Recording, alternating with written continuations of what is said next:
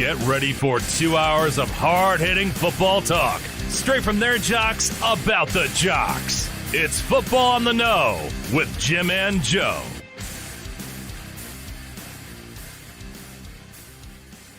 All right, what's going on, everybody? Welcome to another episode of Football on the Know. I am Jim McPhee. Alongside of me is Mr. Joe DeCapita. What's going on, Know-It-Alls? Welcome back for another edition of Football on the Know Show. We are locked and loaded, ready to go. Super excited. It is September 1st. We are in the month of football. Cannot wait. September 9th is kickoff Thursday night football. Can't wait. We're all psyched here. Can't wait. So we're going to be talking about the NFC conference pretty soon. But before we do, where are we getting to? Oh, well, there's a lot of stuff going on this week. We just had cut day, so we saw teams draw it from about 80 guys down to their 53-man roster.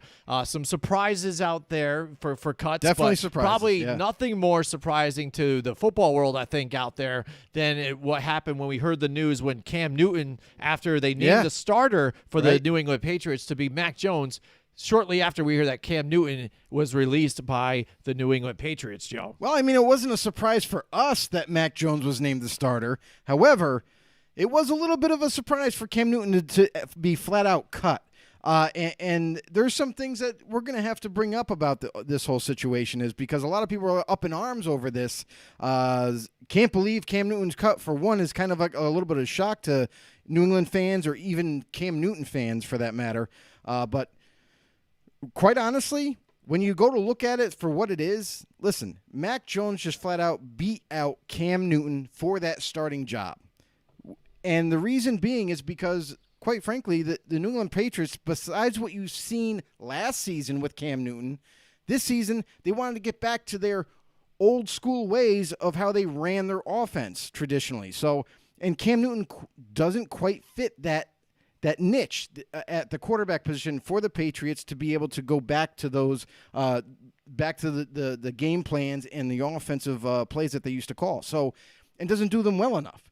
So here comes Mac Jones. I know he's a rookie, comes in, and we thought that this was a very big possibility. That's the whole reason why they drafted Mac Jones, because he fits the quarterback position exactly the way they needed a quarterback to do. So Mac Jones comes in, very fast processor mentally, diagnoses the defense, gets rid of the football quickly, is accurate, is more mobile than he looks, and just ended up beating out Cam's, just straight up. So Cam Newton, and here's the thing too, is you got to remember, the reason why Cam Newton got cut is not just because he lost the starting gig, but also the Patriots don't want to pay his salary as just a backup for the New England Patriots. They're looking to try to kind of save some cap space there. So that's another reason why you saw Cam Newton exit New England in favor of the other young quarterbacks like Stidham and so forth. So, yes, people are going to raise their arms and say, well, Cam Newton's a better quarterback than those backup guys. Well, okay, technically he is better talent-wise, but as far as fitting that niche that the Patriots want to get back to on offense, not quite. Mm-hmm. All right, we've got Mike Tackett in the house with us tonight. Yeah, what's going on, Mike? Mike, he's there. He says Patriots just signed Garrett Gilbert as QB2, and that's amazing. You want to bring up Garrett Gilbert. I think he did a great job in the great outing, preseason. And I'm surprised that the Cowboys didn't keep him around because the way they were playing him with the issues with Dak Prescott and the way he performed, I think he did better than Cooper Rush. And they hang on to him and grab them there for Dallas and hang on to him. I think he just outperformed him and would have been a better backup for that situation. So the fact now that the Patriots go out and get Garrett Gilbert, I think that's a great pickup for them. And when you talk about Cam Newton here, and the issues, we're hearing things now too that perhaps it was a vaccination issue here where he wasn't vaccinated. He was continuously getting COVID multiple times here. It could be a threat as your starting quarterback to your team or even being on the team. That's why he was released. And Bill Belichick quickly shut that down when he was interviewed by Pro Football Talk today. And he basically flat out, when they asked him if he got cut because Bill Belichick says no. And And, when people will try to say also that the fact that Bill Belichick, well, he's not going to tell you what he's really thinking, stuff like that. He would have just ignored it if he was just trying to hide something and do this. He's just telling you straight up, and it's straight up facts about that. Plus, we're even hearing issues with other players on other teams having issues with perhaps personnel or coaching, maybe saying that they have gotten cut and now is a vaccination issue here, and they're ready to file grievances. But Bill Belichick just says it right there. He's like, listen, and you could see it with Mac Jones. Like Joe and I talked about it before the draft. It seemed like he had all the tangibles that fit this team. We expected them to draft him. They did. And Bill Belichick says, hey, I threw them both out there, gave them both a chance. Cam was our guy until we got our guy here, and we wanted to see how he developed. And throughout the games, especially that Philadelphia game, he started to perform better, and he fits the system better. He fits what they do a lot better, and all they were just wanting to see is how ready he was. And they feel that they're comfortable with him moving forward. And now, even they have a few other quarterbacks there now underneath him for a backup just in case. But they feel comfortable and confident in what he could provide. And if you want to take a look at Cam Newton's stats here, last year with the Patriots, this is what they were looking at too as well. I mean, he had a 7-8 record, and he was gone for a little bit because of the COVID. But pass yards, to only 2,600 or so. Rushing yards, decent amount there. But look at the passing touchdowns. He had 8 passing touchdowns, 12 running, so he was able to do some stuff on his legs, but then 10 INTs. And when you think of quarterback, you have to think he's got to have more touchdowns than interceptions here for your team, because the QB rating there also as well, 82.9. That's not really successful, and that's not what the Patriots really want to do. They know their system. Cam Newton didn't fit it. They adjusted because they had him, and he was the best quarterback available in the market at the time, and now that's that. Right. Mike Tackett's here with us here again. He says, have you guys watched any of this year's Hard Knocks with the Cowboys? I missed the OG Hard Knocks. No. So much better. Gilbert was great. Will Greer will be a better fit in Dallas. Yeah, I agree. I mean, Will Greer, they pick him up after he was just recently cut from the Panthers. So, yeah, I mean, better fit. Works out for the Cowboys, and that's probably why you saw the Cowboys got rid of some of the backups that were behind Dak Prescott, even though they kind of showed some potential. They showed some promise, but, DiNucci's another guy that ended up getting cut, and they just cleared the space, and they end up picking up Will Greer, so kudos to the Cowboys. But as far as Hard Knocks goes, no, I didn't check out. Listen, the Cowboys already had a Hard Knocks season. Come on, we can't do retread teams anymore. You got to go with a brand new team. I would have definitely tuned in had it be a new team to Hard Knocks, but to rehash the Cowboys again, I mean, I don't know, man. We've already been there, done that. Let's go to a new franchise. Yeah, absolutely. I haven't watched Hard Knocks in, I don't know, who knows, a long time. I don't watch a lot of TV, so for me, I think I remember the first season when the Cowboys were in it, and then that might have been all I've ever watched was some parts of it. So I don't know. I mean, I don't pay attention to a lot of that stuff, but again, you do get to see a little bit behind the scenes and all that stuff. Cool. I understand. But again, I always said too, I don't understand the whole fact that why are they here? Like, was it their third time now too? I mean, it just doesn't make sense. When there's other teams out there, unless every other team had just said, no, we don't want this. True.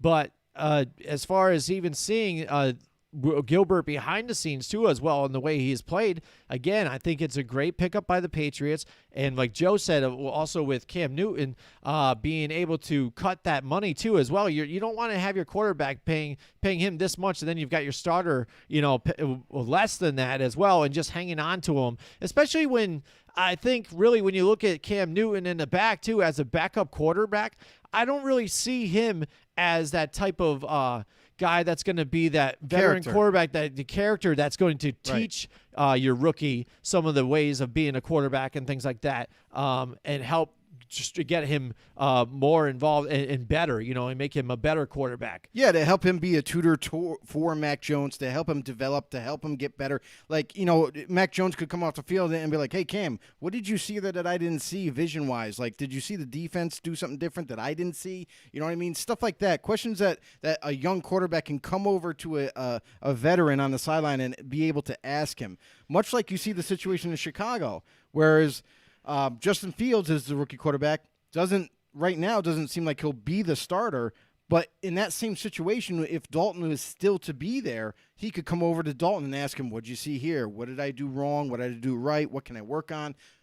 And get some feedback that way from a quarterback, a veteran quarterback. So, yeah, I mean, it's very simple. Patriots moved on from Cam because he didn't fit their offensive system going back a year. They had to make some adjustments, like Jim said. They made some adjustments for Cam Newton to come on board and to be somewhat successful for them. This year, they were looking to get back to that offensive philosophies that they used to really, stay true to. And in doing so, Cam Newton is not part of that equation to fit that mold. So Mac Jones comes in, rightfully wins the job. I mean, did anybody pay attention to the Patriots offseason? I mean, Mac Jones legitimately won that job. Great decision maker, was accurate with his throws, got the ball out when he needed to. And Cam Newton has always been seen as more of a runner, which is not what the Patriots want to do going forward. And here you have it. So Cam's out, Mac's in. Let's go, New England. Let's go. Here we go. And now Mike Tackett says Cam is a Mrs. Doubtfire with shoulder pads and an ego. The best thing for the franchise was cutting him, and that's the thing too. And that's you got that big ego. Right. You got the big attitude when things aren't going right, and you kind of saw glimpses of that last season got time for that. in pressers after the game when they didn't win, they didn't pull out a win. Cam Newton had a hard time getting rid of getting rid of the football or was too busy holding on to the football in terms of waiting to be able to run. So you saw a lot of situations last season with Cam that would probably have played out better had they had a quarterback that could run their original offensive system. Mm-hmm. Absolutely. So, I mean, that's something that was really gathering the headlines. Again, as far as the vaccinations situation, too, a lot of people were trying to point at the vaccination, say this is the problem, and then it contradicts to what we're hearing now. Because now another aspect of this whole scenario is, where is he going to go? He says over Twitter and everything, he's going to be all right, blah, blah, he's keeping his head up. But instantly you have heard, chatter, like, now maybe the Dallas Cowboys are interested. It's like, maybe if there's injuries with Dak Prescott, how bad is it? Do they bring Cam Newton in? And other teams that are looking for quarterbacks obviously are going to be part of the conversation. Yeah. But then that clashes with that narrative that you're trying to paint here about the anti-vaxxer, and because the Cowboys and Jerry Jones has been really strong about it to where I think is 100% of the Cowboys are. I think it was pretty strong. I know one of those teams went die hard on it. Yeah, they're not 100%. There's only been one franchise that wasn't the Cowboys. What was it again? I can't remember. But then again, something Brian Flores and the Dolphins have been hardcore about it too, and all those teams that have been looking for quarterbacks or Deshaun Watson to be available. Right. Yeah. That's going to be in the conversation here, but it is. But when you look at it and you look at the timing again, I mean, it's cuts. Season's going to start next Thursday, right. So I don't think teams are going to say, "Oh, here you go, here's a playbook, and now you're going to be our guy."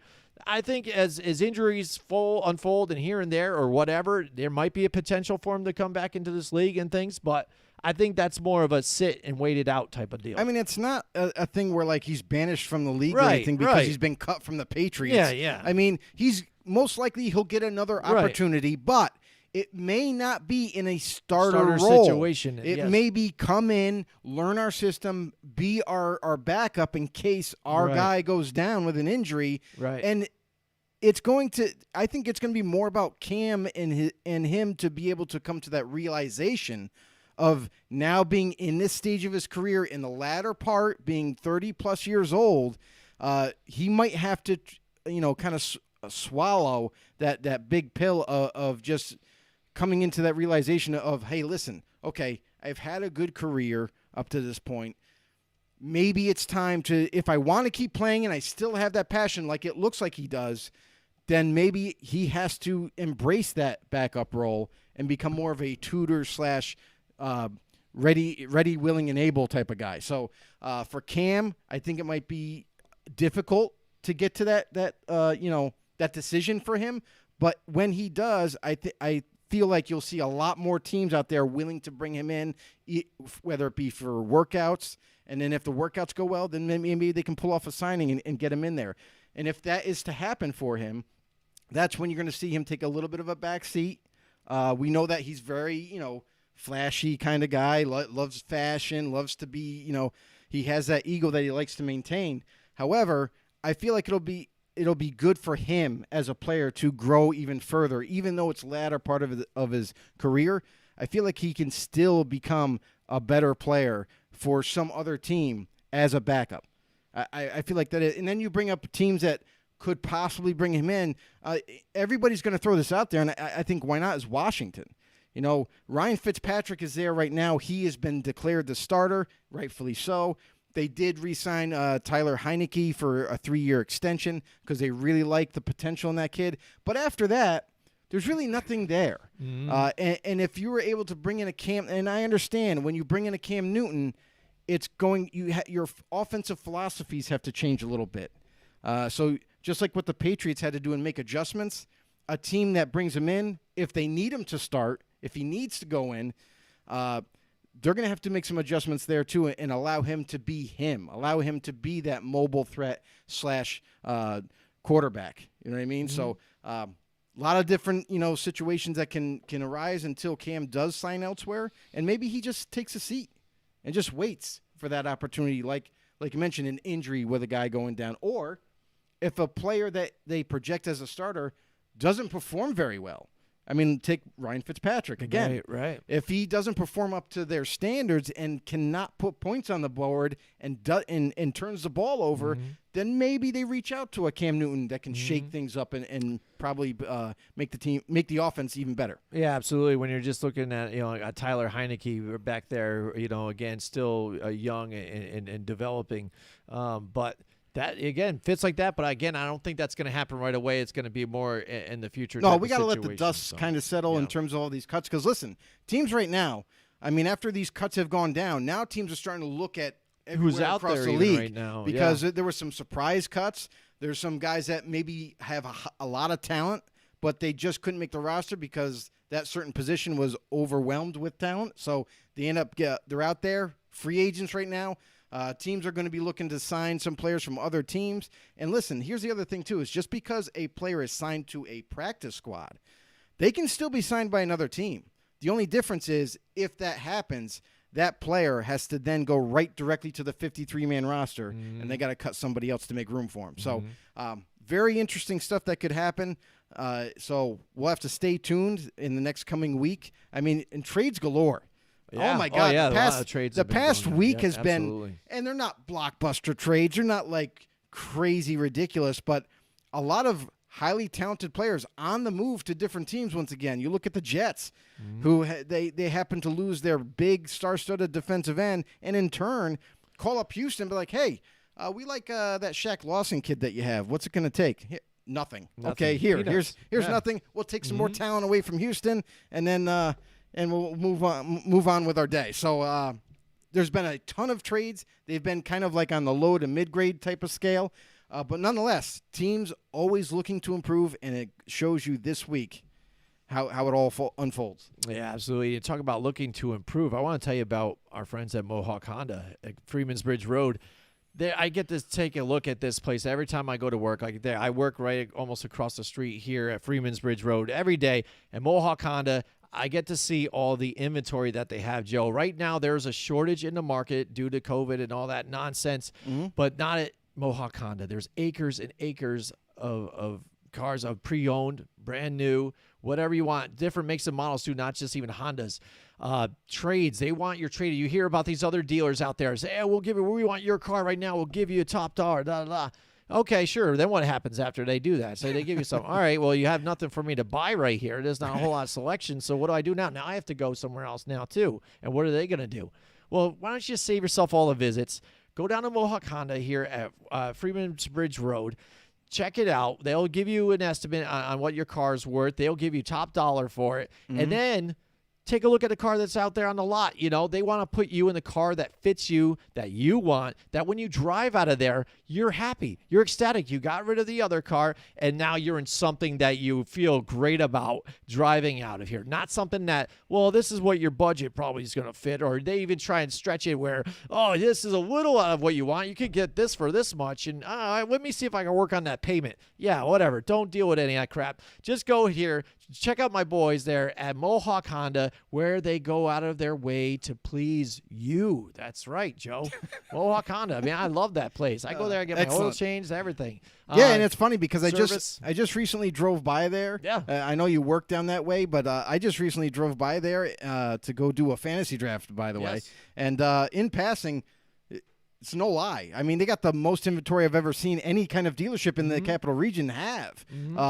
I was actually surprised when I go by, because you hear this all the time, like, oh, we have the best, we have the most, we're there for you, that type of thing. But then when you drive by, it just goes to show you that they're not lying. They definitely have the most inventory. It is absolutely insane how many cars they have compared to everybody else. It's not even close. And so also, and then down the road, they also have the repair shop, too. So if you have any kind of things like that, just right next to it is another building where they can handle your repairs. You've been in an accident, stuff like that. They definitely take care of you. Mohawk Honda, where they go out of their way to please you. One other note, too, that's some news we wanted to bring up to you guys. We haven't in a little bit, but Smoky Bones is going to be your home for Monday Night Football and Godzilla Media. That's where we are a part of right now. So Monday Night Football in the Albany region, the capital region here. If you're out and about Monday night, you want to check out some Monday Night Football, go to Smoky Bones. Godzilla Media would be there, either us or one of our other members here. Come out, say hi, enjoy the game, and have some fun. Definitely. At Great Smoky barbecue. Bones. Oh, yeah. Great definitely. stuff. Great food Dude, there. the TV's right It's there amazing. at your Yeah, they got TVs all over the booth place. and everything, Yeah. everything too. It's awesome. Good All right, times. so we've been going through the last week. We did the whole AFC, and we picked our division predictions here, our leaders. So this week, right before the season gets started here, we're going to dive into our NFC predictions. And then next week, we're going to get geared up for the season. And we'll be really excited then. Super excited. So we're going to start off right now here with the NFC East. Now, Joe, let's take a look at your picks and what you have for the NFC East here. NFC East, I got the Washington football team ended up taking this division. I mean, we've seen what they could do last season just on defense. And their biggest weakness was the offensive side of the ball. They definitely improved tenfold going into this season. They were lacking in receiving help. They had Terry McLaurin. What do? They go out and they sign Curtis Samuel. They got some young studs behind him that are up and coming, looking to make an impact. And then Antonio Gibson at running back, a guy who's coming back from injury, looks to really kind of show out this season what he can do for the whole year. And all the offensive linemen that were hurt last year, all back healthy again, and they add Ryan Fitzpatrick. That's right, the man with the magic plan to come into Washington and hopefully escalate that offense going for this upcoming season. Behind them, I have – what did I have? I have What? Who do you have next? I got the Giants. You have the Giants next. The Giants, listen, they made a lot of improvement. We saw how good they were last year on their defensive side. They were a little bit lacking on offense because, they didn't have Barkley. They didn't have any deep weapons on the wide receiver at the wide receiver position. But what they did have is improving team, especially on defense. They looked big time in adding guys like Adoree Jackson to fill a cornerback role and other players to make this defense even better. And on offense, they bring in Kenny Galladay. They have Darius Slayton back once again, Sterling Shepard. They draft Kadarius Toney, looking to make big improvements here. Their offensive line's got to step up big time this season in order for them to get a little bit farther. And really, everything hinges on their quarterback. He cannot afford to make turnovers, cannot afford to make bad mistakes. This team could contend for this division, but it all depends on Daniel Jones and what he can do this season. And then the Eagles, listen, the Eagles that were heavily banged up last year. Now that they're returning, they've decided that they're going to roll with Jalen Hurts as their quarterback. They have a couple of young receivers in Devontae Smith, who they drafted this past draft, and Jalen Reagor the year before. looking to come back, make an impact with both tight ends, Zach Ertz and Dallas Goedert returning as well. Miles Sanders. The defense got improved. They're healthier. So I feel like they're going to end up there somewhere in the middle of the pack there. And yes, you might be surprised to see the Cowboys on the bottom for me. And here's the reason why. Yeah, despite Dak coming back. But listen, Dak isn't coming back 110% just yet. He still what sounds like he's still having a little bit of issues with his throwing shoulder. And it might bleed into the middle of this year, which kind of concerns me a little bit of his durability coming in this season. Not to mention behind an offensive line that was heavily injured last season, isn't the most reliable and dependent coming into this year. So they didn't really make a whole lot of improvements. And with these guys returning, like a Tyron Smith, who really hasn't been in the lineup that much the past 2-3 seasons, that's a little bit concerning for me. Despite Ezekiel Elliott being healthy as an ox, ready to take the workload here, and all the receiving weapons that they have, defensively, they got a little bit better in the linebacking core. Defensive line, I'm still not buying it. Secondary, I still need to see something from them. And because of all that, I think that the Cowboys will surprisingly be at the bottom at the end of the season. Oh, yeah, definitely. So, I mean, that's really interesting. I mean, I think a lot of Cowboys fans are going to be very upset with whether you pick that too. Eagles fans, but yeah, I mean, that it could go either way with this division. That's the thing about this division. I mean, you see it year to year. It's always kind of terrible and murky, and you're not sure. Know. People make late runs at the end, and it's really tough to pick this one. So, I mean, we're throwing it out there, see if it sticks. Most likely, we're both wrong or whatever, and it's something completely different. Who knows? That's the thing about the NFC East. We got Michael Guerrero in the house with us tonight. He's just stopping and saying hi. He goes, he's picking it. He said this last time he was on here. He goes, Giants over the Donkeys here, week 1. I hope so. But again, looking at that offensive line in preseason where they didn't even get a lot of starting time, it looked pretty porous. And Andrew Thomas looks like he's just another swinging door again. And it reminds me of the time when we had Eric Flowers back there. So I'm afraid a little bit, when you see, Von Miller and Bradley Chubb maybe come pressuring Daniel Jones from that side. So, and that's the thing about this Giants team is Daniel Jones was pressured, I think, maybe the most, last year, and hit a lot. And that's it. When you want to say he's on a bubble year, like he has a prove it year, he's got to get it done and show what he can. It's really difficult when you've got guys on you after a few seconds here. So, I mean, it's hard to make yourself look spectacular. I mean, it's also tough, too, for that to even judge the offensive line last season because of injuries. Mm-hmm. I mean, they were missing like 2 or 3 starting caliber linemen for the big part of the year. So, I mean, how could you expect Daniel Jones to have time? You know what I mean? Mm-hmm. Hopefully, they can gel a little bit faster than what they did in last week's preseason game. And you look at and just like Andrew Thomas, like, listen, he needs help just like any other lineman. You know what I mean? So he can't do everything. It can't be all hinged on him. The other guy's got to step up too. Will Hernandez coming back healthy. He needs to step his game up. The center, Shane Lemieux, is that who the he's got to step his game up. Everybody's got to play better than what they did last year. If they can do that, the health concerns with Shane Lemieux, okay. They're not sure about. Mike Tackett's in the house. He brings up a thing about this offseason, the preseason that has been crazy with cuts and trades and things. The Shaun Wade trade, he says, is crazy. His junior year, Ohio State was considered a mid-first rounder. Then he stays his senior year, gets drafted in the 6th round.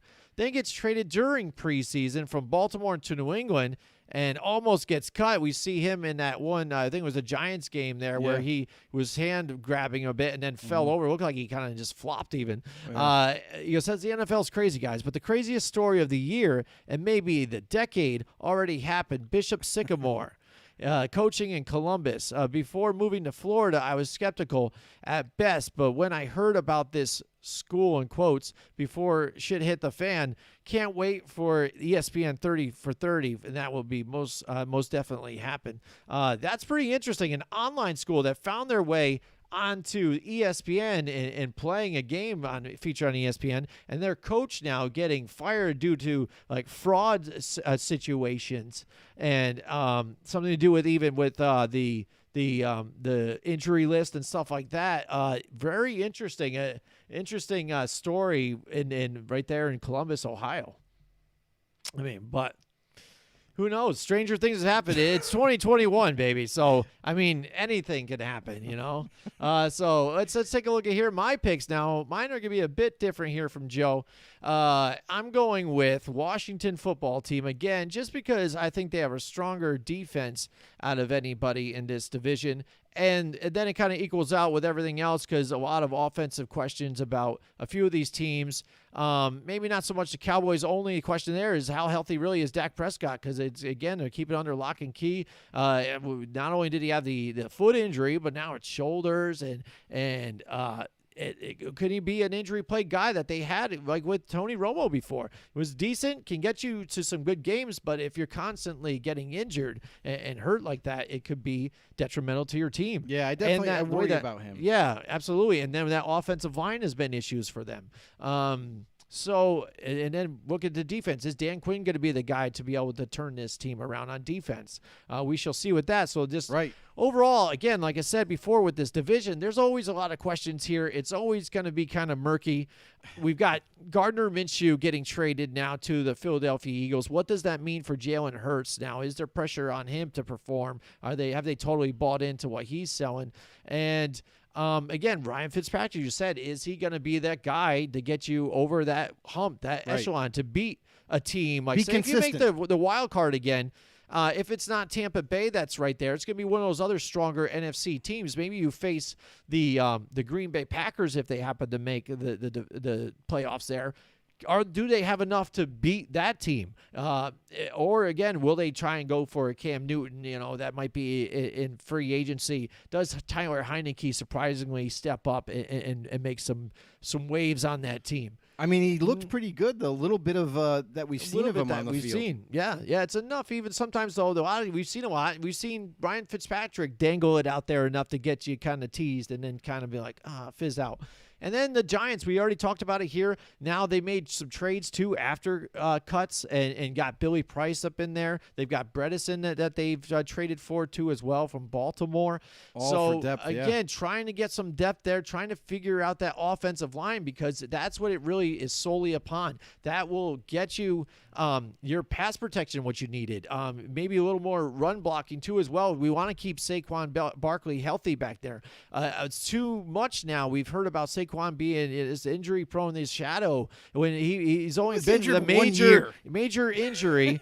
year. And since that, he's been phenomenal. Come on. If he can get a little more solid offensive line that's not going to have guys in the backfield instantly once you have the ball, then you have some room to run. And I like what Booker has been able to do also in the preseason, and hopefully he can turn that into something in the regular season as well. And that defense is strong. It's hopefully next year here they can continue off of what they started last year. But as you're seeing with a lot of teams too, injuries are starting to plague this team a little bit early on. You know, you're John Ross again, on and off. You've got Evan Engram that came off the field injured. We haven't heard too much about his injury, how long it might be. Ingram's Kadarius Toney also, trying to balance his rap career instead of trying to play football. What is with these guys? I don't get it there. The same thing for for Damon Arnett. Mm-hmm. You know what I mean? He's another guy who was like. It seems like those type of guys that they're more worried about starting their rap careers instead of concentrating on your actual job that you have. Mm-hmm. You know, becoming a better athlete, a better NFL player. Mm-hmm. You know what I mean? Listen, without this, you don't have that opportunity. You know what I mean? To pour money into your rap career or whatever your hobby is. Right. You know, so these guys got to wake up and hone in on their job. Listen, I would love to get paid millions of dollars to play a sport that I love. Didn't happen for me, but I'll take your place if you want. I got no problems. I'll be all focused, all in, working out all the time. I'll be all about it. These guys got to get the same mindset. Absolutely. So if you take all those listening on the podcast who can't see the visual, I have the Washington football team first, then the Dallas Cowboys. They can get together enough to take second here. The the Giants, again, I still have questions for myself, and I'm more of a hater on them myself, as a fan, where I'm not sure what they are. So I put them at third, and then the Philadelphia Eagles running up the bottom here with fourth, because, again, I'm not sure what their true identity is for them right now. Yeah, who are they? Maybe it'd be like Scooby-Doo, pull off the mask. But, all right, Joe, now let's move on to the NFC North. What do you got here taking the NFC North? NFC North, I got Aaron Rodgers returned to, Wisconsin, so we're all good there in Green Bay. Everything's all gravy. Their defense, they got a strong defense returning. Rodgers is there. How could you not like what they got going on there in Green Bay? So Green Bay, I got number 1 in this division. Number 2, I got the Minnesota Vikings. I just feel like they made enough improvements defensively, and you got to love their duo that they have at receiver, and Justin Jefferson and Adam Thielen. With Kirk Cousins there behind this offensive line that is definitely improved. Kirk Cousins is not a bad quarterback. I know he gets a bad reputation, but he's really not a bad quarterback. And with all the weapons that he has at his disposal, especially with Dalvin Cook in the backfield, I really think that they're going to push for this division this season, because it's got to be this season or bust. Because Kirk Cousins' contract ends after this season. Then what does Minnesota do? Do they move on and try to find the next future quarterback? Do they try to re-sign this guy and pay him even more money, which is kind of crazy to me? But a lot of decisions have to be made after this year. So I got them pushing for the division this year, coming in second. Chicago, I got the Bears finishing third in this division. And honestly, part of this decision for me was because who's going to start a quarterback? As of right now, it sounds like Andy Dalton will be the guy, so I don't have a whole lot of confidence, honestly, in Andy Dalton leading this offense. He's got weapons to throw the football to, but they got a little weaker on the offensive line position. Both tackles look a little shaky. And beyond that, their defense, which is now once again healthy, they look to come back strong this year to help kind of try to carry this offense yet again. I just don't think it's going to be enough. I have them finishing third. And then dead last, I got the Detroit Lions. This is not in reference to Jared Goff being the quarterback. This has nothing to do with him. It has nothing to do, but it's just really, honestly, it's the organization. Listen, it looks like they're trying to build something there. Now that they got Goff, they got some weapons, but defensively, they still just haven't been. They just haven't been equal to whatever offense that they've had, and it's a little concerning. They're still in rebuild mode. Like, now they have their quarterback, they got an offensive line, they have the running back in DeAndre Swift, and a couple of receivers, but really nobody's that spectacular. So that kind of concerns me. And then. This week they just released Brashad Perryman, who was penciled in as a starter, and now what does that tell you? Like, okay, they're not happy with Perryman, but like, who's going to step up and take a spot? So defensively, I see a lot of holes there. So I got them finishing last for me. Yeah, and I'm going to go right along with you and on the same type of basis here. And pick the same things. I've got Green Bay placing first, the Vikings here at second, the Chicago Bears at third, and then the Detroit Lions again. Detroit Lions building, we know this. The Bears, they're depleting as we go, I think, on defense, and then with the quarterback situation, like you said, so far it's Andy Dalton, will be Justin Fields. That might be a bit of a spark here to light under them to force, I think, the Vikings here and perhaps make a run at second. But right now, I think it's the Green Bay Packers division to lose at this point, and Kirk Cousins near the tail end of his tender there here with the Vikings, but they also had found something nice with Justin Jefferson last year, looking to try and keep that going a second year here with Adam Thielen on the other side. But again, that defense has been starting to grow some leaves as well. Yeah, they got a little bit of talent that they're working with, and they just got to fully developed there. Mm-hmm. All right, so far now let's take a look at the NFC South now, Joe, and see who you have for the NFC South. Before I get to the NFC South real quick, I just want to give a shout out to all the supporters that we have for our channel on YouTube, Facebook, and anywhere podcasts are offered. Really appreciate you guys. Thanks for the support. If you would like to, we would really appreciate it if you could even grow our name even bigger. Follow, share, like, do whatever you got to do. Comment down below any questions that you may have about your team, about fantasy football, about anything related to the NFL, of course. We will gladly help you guys out, and we want you to interact with us. Jump in. Mike Tackett did. Michael Guerrero did, to name a couple. But it's an interactive show. So sorry about the podcasters out there. Won't be able to participate. But other than that, feel free to drop a line down below. Let us know. We are on YouTube or Facebook. Football on the Know Show. You can search us up on. Hit the subscribe button to lock it in on YouTube. Become a member on Facebook. And we're also over at Twitter at FB_know if you want to follow us even further. Thanks, everybody. Absolutely. Fantasy football season. We just did our draft last Friday night. We will be posting our lineup that we ended up drafting. Show you guys and tell us how you think we did. And then also you guys as well in the comments. Join our Facebook group, Football on the Know Show. And again, leave yours out there. Let's talk about it. How do you think you did? Let's ask others how they think you did. Let us know. Let's have a lot of fun this upcoming season here because again, definitely. Let's turn the page on this. Absolutely. We can both, bounce ideas off each other. What you think about this matchup this week, that matchup that week. And not to mention, for the first time, me and Jim were involved in this fantasy draft of ours. It was a 14-team league, which I've never done. I thought that was kind of crazy. The most we've done is 12. But 14... Yeah, that was something. That was intense, but you know what? Luckily, it was done online, so there's a ticker going and a 2-minute. Everybody had to go two. through, but I think it ran really smoothly. It was fun. It was a lot of fun. All right, so Joe, and that reminds me too, and since we were talking and sharing and talking about our friends here, why don't you tell us about our friends here at Johnstone Supply? Yeah, our boys at Johnstone Supply in Troy, New York. If you're from the capital region, if you're looking to upgrade your heating, your ventilation, your air conditioning, anything like that, our boys at Johnstone Supply in Troy, New York are your place to go to. This month they're offering up a Fujitsu ductless splits. We're talking about energy saving, ultra temp model for your home. Right now they're carrying also the new J-Series VRF systems. These systems will be more efficient, flexible for any setup that you may have at your home.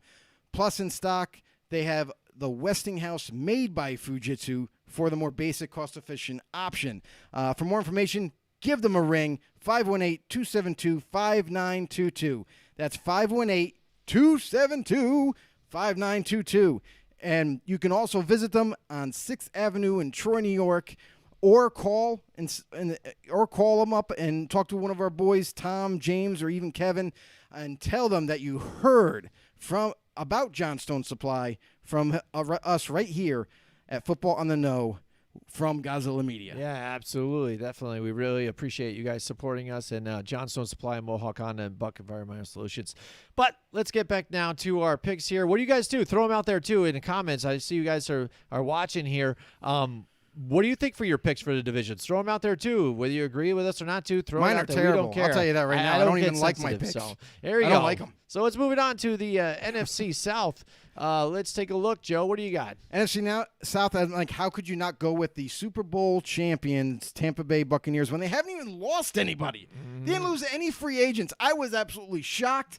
I thought for sure Shaq Barrett was on the move. I thought for sure, Chris Godwin was going to be on the move. I thought for sure that they were going to lose a couple of pieces. But not only did they manage to maintain everybody and keep them in wraps, they're looking to make another run. So, how could you bet against them having basically the same team? Boom. Tampa Bay got winning the division.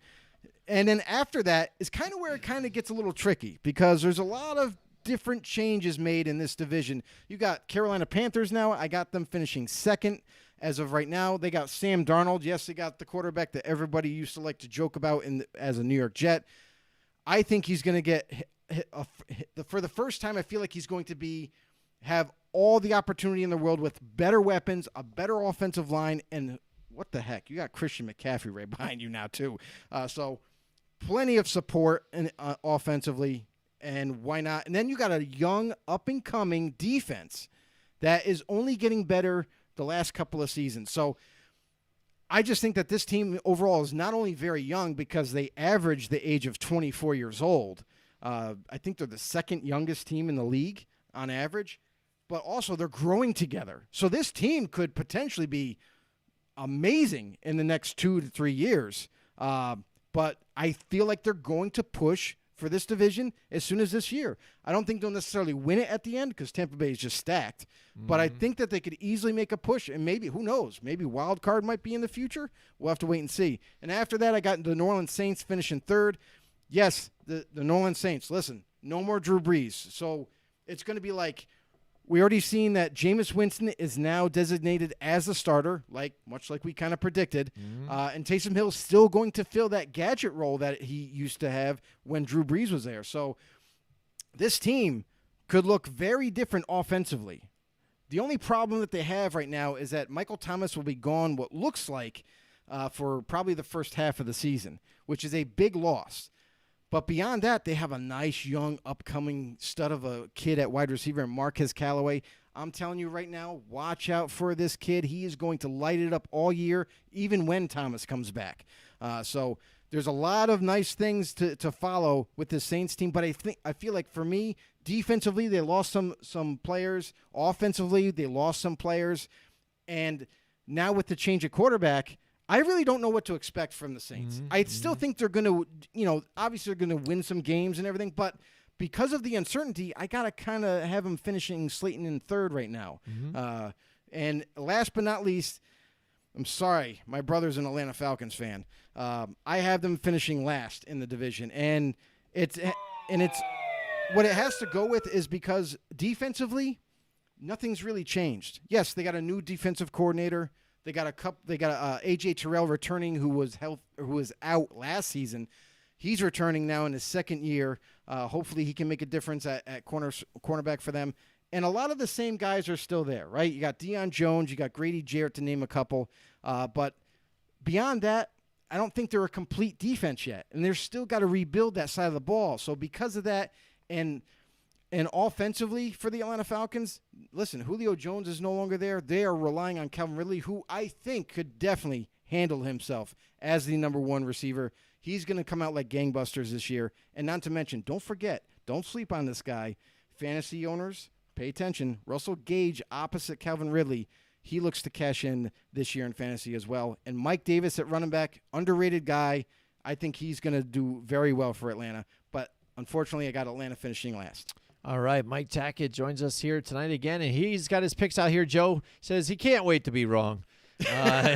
Me too, Mike. Me too. Yeah, absolutely. So he says for the NFC East, he's got Washington football team, Dallas, Giants, Philly. He agrees with me there. Okay, the North, Green Bay, Minnesota, Chicago, Detroit. He agrees with us there as well.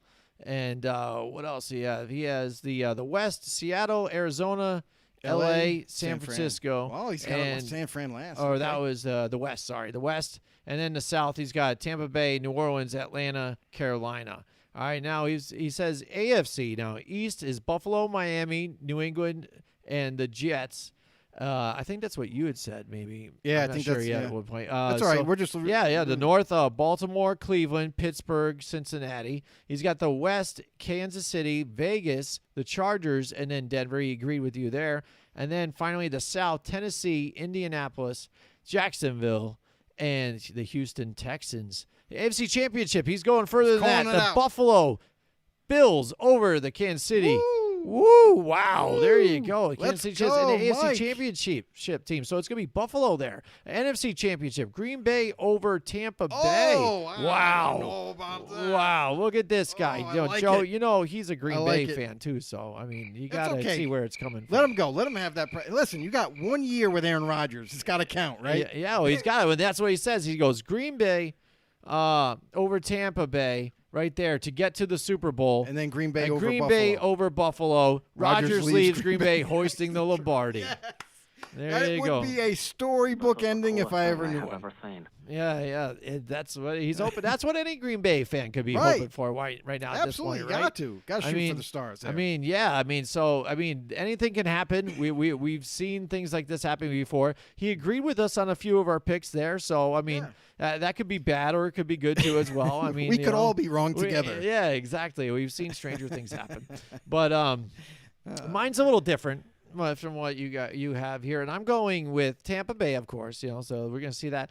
And I went with the Saints here too, just because again, I like the Sean Payton coaching tree and how it happens and what he does. And we've seen Jameis Winston kind of take a step forward with this team now that he has the full reins of the team. How is it going to go? Because we've seen him be a leader for the Tampa Bay Buccaneers and vocally, get a little weird with the eating really W's weird. and everything and stuff. Really How weird. much of that is even toned down? Because also when in Tampa Bay, he was shoplifting like crab legs and that everything, was in college. all kind of stuff. Yeah, whatever. Yeah, he was a little out of there. So let's see. It looks like he's maybe turned that leaf. He has won the starting job, even in my eyes too, because that last game that he played really well. And like you said, hitting Callaway on some of those passes deep, they were nice and right where they needed to be. Putting it on that deep ball, something that Taysom Hill doesn't really have. He's more of a short game and run quick. Gadget guy. He's a gadget guy. So he's kind of won it in my eyes. And I just think for the Carolina Panthers, I think, again, it's a feel it out kind of thing with this team, for me at least. Not sure exactly where they're going. I would like to see Sam Darnold get better and kind of shut down all the haters that we had here in New York when he was with the Jets. Have a different scenery, work with Robbie Anderson and others out there to get better. And also having Christian McCaffrey as your running back there too as well doesn't hurt, in that young coach of Matt Rule. So I'm excited for them, and that's why with this I'm putting them in third. It could go either or though, or second and third flip flop. But I'm agreeing with you on the Atlanta Falcons. I think it was even before, I think, losing Julio Jones. I think we've kind of seen this team kind of trend downwards. You can only do so much here with just airing it out as much as you could without a running game. They've been struggling there, but like you said, Mike Davis, we really like what they have here. But I think it's kind of like a down year, and hopefully they can bounce back and return to what they were before. But it's really tough when you've got teams that are just as competitive like the Panthers here, the Saints, and the Buccaneers here, who are not going away. So no, and the Falcons, to be fair, I mean, offensively, I think they can compete with anybody. Mm-hmm. Defensively, I think that's where you've seen a lot of more holes, and they still need to do a lot more rebuilding there. And that's kind of why we both have them at the bottom of the division. It's not necessarily because we think that they're a bad team.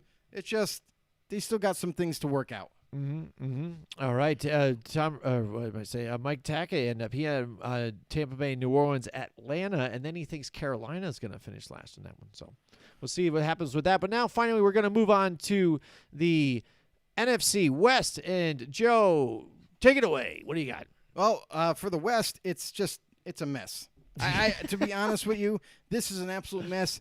I was basically rolling the dice to pick placement here. I really don't. This is probably never going to end the way anybody thinks it's going to end. A lot of changes have been made across the board with this division. You got I have the Cardinals finishing first based on potential.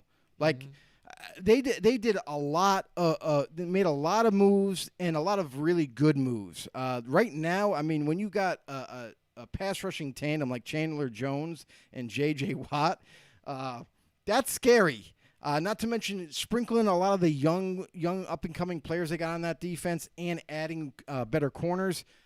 What's not to like? The only problem now that I'm realizing as I'm talking is that Malcolm Butler is retiring. Mm-hmm. So a guy that they signed in free agency to take over one of those corner spots is now retiring. So hopefully they either got the next guy up mentality, or maybe they have their eyes set on somebody else via trade or maybe a free agent pickup that they might be able to bring in to help fill that void. But nonetheless, a lot of upside with this team. The 49ers, I got them second. Listen, we've seen what they could do with just Jimmy G and a healthy offense and also with a healthy defense. This defense was injured last year. Same thing with the offensive line, and receivers were in and out of the lineup week to week. But now it looks like everybody's healthy. Everybody's ready to go. Nick Bosa is back, baby. So there's a lot to love about this Niner defense. And then to go with that offensively, here's the thing: is it looks like Jimmy G is going to be the starter, but what I witnessed in preseason, especially the last preseason game, is they had not only had Jimmy G play, but they had Trey Lance play also, like kind of like rotating quarterbacks, series to series or certain downs. They had Trey Lance in versus Jimmy G. So I wonder if this kind of philosophy is going to follow them into the season. If they're going to use more like a dual quarterback, scenario this upcoming year, which usually doesn't work out in the NFL, but we'll wait and see. At the very least, it'll keep everybody off balance, right? So I got the Niners finishing second. The Rams, I feel like they lost too much on the defensive side. I don't think people really realize that. Like, oh, they still got Donald. They still got Jalen Ramsey. Yeah, but they lost one of the best safeties in football back there, and John Johnson III. They don't have him. Opposite Ramsey, they lost their corner. They got a young guy that hopefully can lock it down on the other side. So there's a lot of what ifs, especially at linebacker. So I think a lot of changes have been made with the Rams, which is why I have them going a little, falling back a little farther. I do love their offense, though, so I think that would be the one upside of them. I got them finishing third. And the Seattle Seahawks, listen, this is not to dog the Seahawks or anything. If you go back 3-4 years in a row, there's been a different division winner almost every single season. So this could really flip-flop. It could change. I mean, a lot of things. I don't cement these picks in at all. But I got Seattle Seahawks finishing last. Listen, KJ Wright is still out there in free agency. I wonder if he'll come back. If he comes back, that'll definitely help improve this defense. But there's some players that are missing. Defensive line does not strike fear in anybody's hearts. I don't think they got better there. I think they got a little weaker with KJ Wright not being there at linebacker, even though they got some young up-and-coming players.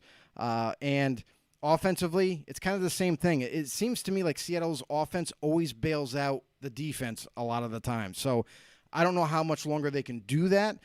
So I think that the Rams and Seahawks are kind of battling this kind of position out. But in the end, I got Seattle kind of faltering there, but who knows? Who knows? Again, when we look at Mike Tackett, he's so got crazy. Seattle winning it, and then he says the Cardinals, then the Rams, and then the 49ers. So it's anybody's guess. This team, again, this division's going to be really tight, and we might get a couple teams that make the playoffs out of this one as well. We've seen stranger things happen, too, with this. But let's take a look at my picks here. Mine are a bit different as well, but I'm going to go with my gut here, too, on the Arizona Cardinals as well. And just say second year now, again, with this offense going, Kyler Murray getting better, getting some other weapons, too, around there, too.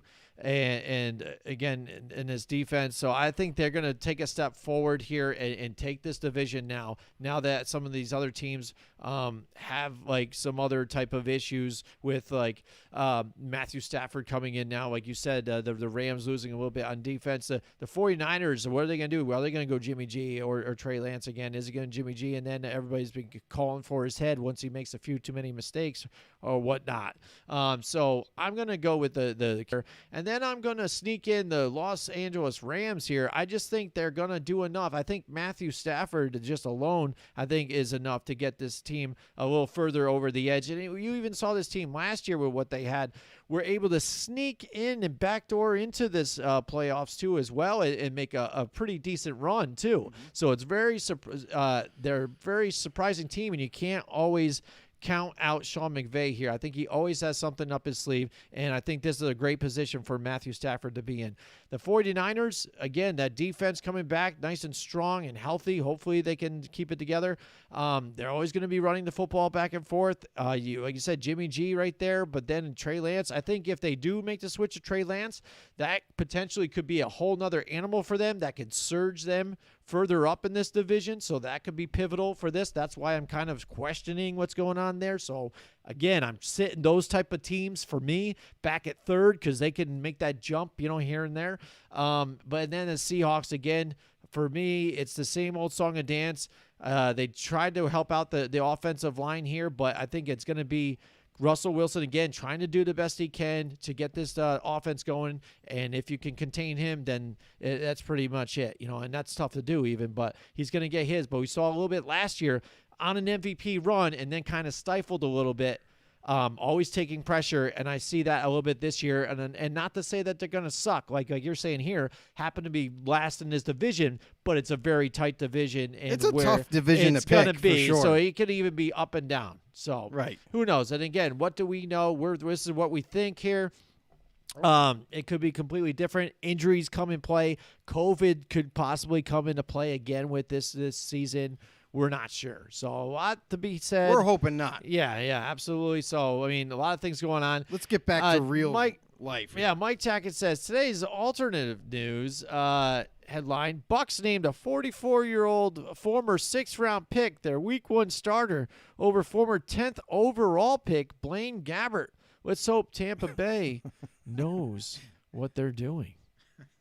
I mean, that's good. I love that. It just Good old Tom Brady is a little humor there. I like that because that's funny. Imagine if they did kind of, that's what a headline would be if it wasn't Tom Brady, and you're like, yep, you're going with this guy instead. How could they? How about Blaine Gabbert too, though? I mean, always get kind of that quarterback that's, again, kind of been set into a starting role at times when he had to and done okay to get some teams going, but never really shined either as well. I mean, he's a good, solid backup, I think. For Blaine Gabbert, the little bit of time that he's actually been given, listen, he was pretty successful with the 49ers. Mm-hmm. He came in the league there, and he did well. But they just didn't have a surrounding cast around him at the time. They were still kind of trying to figure things out, trying to build up for it. But then there reaches a point where a franchise with a new coaching regime comes in, and it's not their guy. So he ends up getting casted out and goes elsewhere and trying to go from backup to try to become a starter, and then just ends up just team to team, just kind of is not their guy. You know what I mean? Like he's being brought in as a backup, and usually when you start to follow into that kind of train of position, it's like you're stuck there. You know what I mean? It's like purgatory for a quarterback.